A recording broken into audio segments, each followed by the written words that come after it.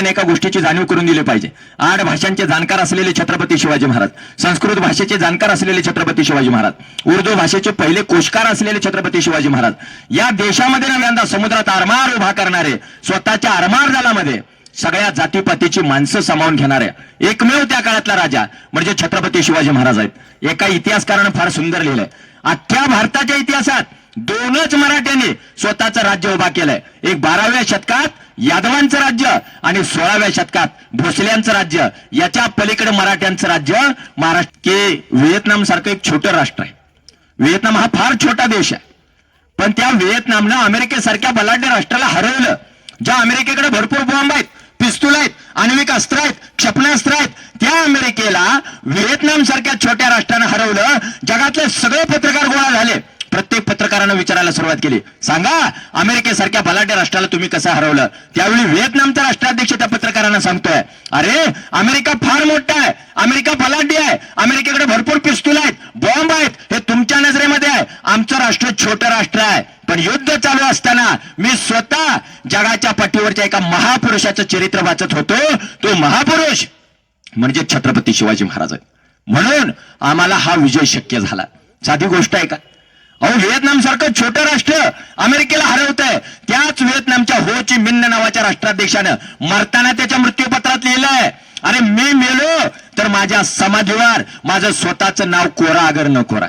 आता मला सांगा, आपल्याकडे किती माणसं आहेत अशी जिवंतपणीच माझ्या समाधीवर नव्हे, तुमच्या मंदिरातल्या शिलालेखात नाव आलं पाहिजे, कोनशिलावरती नाव आलं पाहिजे, चौकात माझा बॅनर लागला पाहिजे. साधा व्हॉट्सअपला आपला जर वाढदिवसाला स्टेटस ठेवला नाही तरी पोरं फोन करून विचारतात, अरे तुझा मोबाईल काय पेटलाय का, आज माझा वाढदिवस आहे, तुला काही माहित नाही का, माझा अजून कसा काही स्टेटस ठेवला नाही. आता हल्ली रस्त्यावर जरा गाढवांची संख्या कमी आहे, व्हॉट्सअपवर गाढवांची संख्या जास्त आहे का नाही.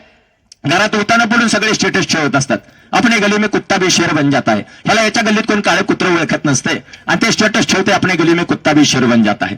आता सगळा रील स्टारचा जमाना आहे. साधी गोष्ट आहे, आज शिवाजीनगरमध्ये मी जरा लवकर आलो, पण कदाचित माझ्यापेक्षा इथं गर्दी जास्त मला बघायला मिळाली असती. कधी माहित आहे, तुम्ही विक्रांत पाटलाला बोलवून जरा चूक केली. गौतमी पाटीलला जर इथं आणलं असतं तर तुमच्या या आजूबाजूच्या घरांवरची कौलं शिल्लक राहिली असते का सांगा. पत्र सुद्धा फुटलं असतं. ती गौतमी पाटीलच्या अभिनयाची ताकद आहे, बरोबर आहे का. पण आला विक्रांत पाटील, तो शिवचरित्राची मांडणी करतोय. जेवढे थोडके बसलेले आहेत ते सगळे जिवंत आणि खऱ्या हृदयाची माणसं आहात. तुम्ही सगळे खरे आणि कट्टर शिवभक्त आहात, त्यामुळे तुम्हाला सॅल्यूट केला पाहिजे.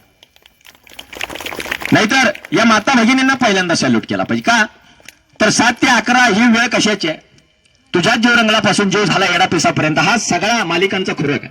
त्याच्यावरती पाणी ओतून त्या बिचारे इथं आलेले, बरोबर आहे का. मालिकेमध्ये जास्तीत जास्त कुणाचा तरी डिवोर्स व्हायला वेळ आलेली असते. त्या डिवोर्स मध्ये सुद्धा नवरा बायकोचा डिवोर्स ज्या दिवशी होणार आहे त्या दिवशी मालिकेमध्ये पहिल्यांदा खाली येतं पुढच्या भागात, आमच्या आईचा जीव कासावीस होतो, यांचा डिवोर्स होतोय का नाही, तू काही घरं फोडायला बसल्या का.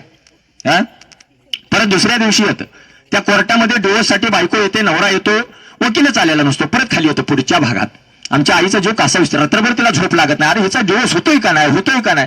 तिसऱ्या दिवशी परत नवरा आलेला असतो, बायको आलेली असतो, वकील आलेला असतो, जजला चक्कर येते, लगेच पुढे येतं पुढच्या भागात.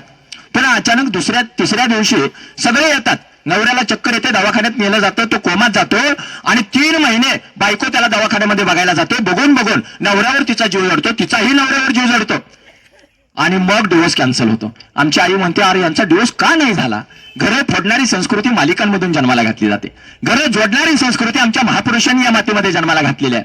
याच्यासाठी 19 फेब्रुवारी ही एक तारीख आम्हाला आठवली पाहिजे आणि वर्षभर या 19 फेब्रुवारीच्या शिवजयंतीचा अर्थात महापुरुषाच्या छत्रपती शिवाजी महाराजांच्या विचारांचा जागर हा वर्षभर झाला पाहिजे. तुम्हाला सगळ्यांना एक प्रश्न मी विचारतो, मला एक सांगा, किती जणांच्या घरामध्ये, खऱ्यानं सांगायचं, जाताना मी तुमच्या सगळ्यांच्या घरात बघणार, किती जणांच्या घरामध्ये छत्रपती शिवाजी महाराजांचा फोटो आहे, त्यांनी हात वर करायचा, खऱ्यानं हात वर करायचा बरं का. मी जाताना कुणाच्याही घरामध्ये येणार आहे ज्यांचा हात वर आहे, एक वेळ हात खाली असला तर चालेल, ठीक आहे, हात खाली करा. कारण याचं भयानक कारण तुम्हाला एक सांगतो.